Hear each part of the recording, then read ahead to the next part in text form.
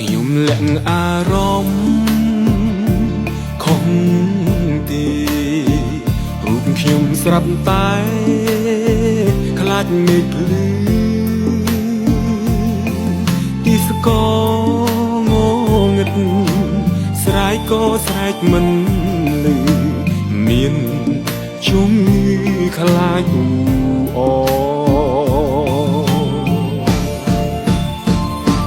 ត្រូវការត្រឹមដៃពីអោខ្ញុំកំដរខ្ញុំយំបានក៏ល្អមិនបាច់សួរនាំត្រឹមនៅកំដរចង់ស្រែកខ្លាំងខ្លាំងណាស់ខ្ញុំលាក់អារម្មណ៍កុំខឹងអ្នកធ្លាប់នឹងដឹង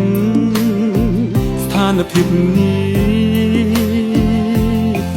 ជួបរឿងដូចខ្ញុំអ្នកនឹងបានដឹងច្បាស់អារម្មណ៍ខ្វះកម្លាំងចិត្ត